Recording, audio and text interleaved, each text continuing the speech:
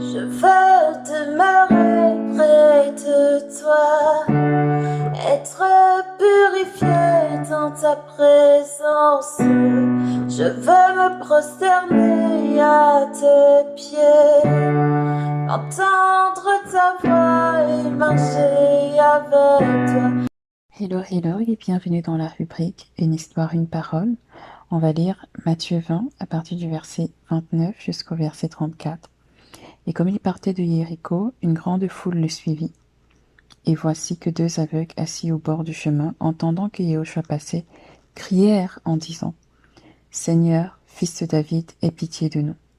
Et la foule les réprimandait d'une manière tranchante pour les faire taire, mais ils criaient encore plus fort: Seigneur, fils de David, aie pitié de nous.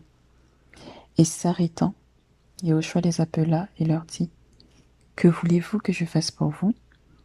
Ils lui disent: Seigneur, que nos yeux soient ouverts. Et Yahushua, ému de compassion, toucha leurs yeux, et immédiatement ils recouvrèrent la vue et le suivirent. Cette histoire est intéressante parce que on a deux aveugles qui se retrouvent au milieu d'une foule qui était en train de suivre Jésus.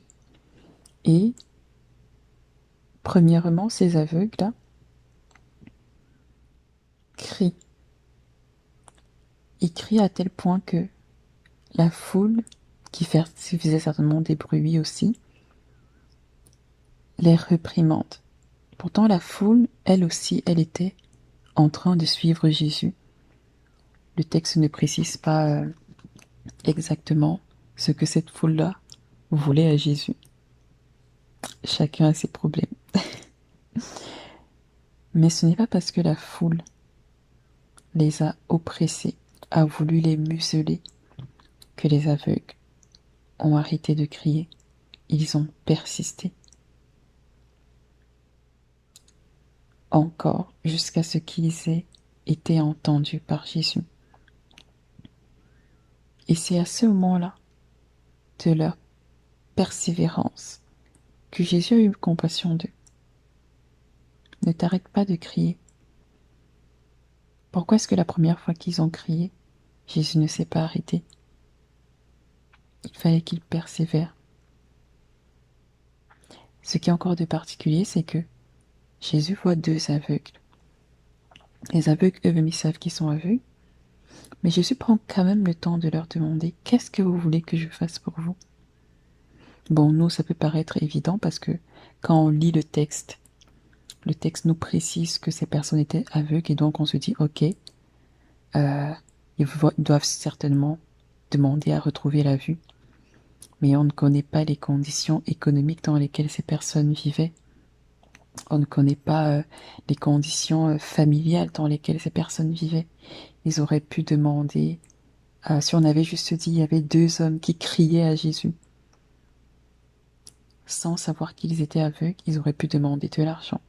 Ils auraient pu demander l'unité dans leur famille. Mais ils ont demandé à recouvrer la vue. Et le miracle a été fait instantané. Et par la suite, ils ont tout simplement commencé à suivre Jésus. Ce n'est pas parce que tu as un mal évident que Dieu va forcément agir par rapport à ce mal-là. Il faut que tu verbalises exactement ce que tu veux.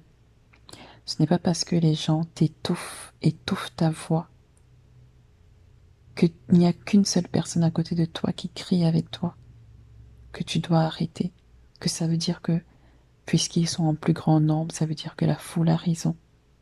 Non, persiste et insiste vers Jésus.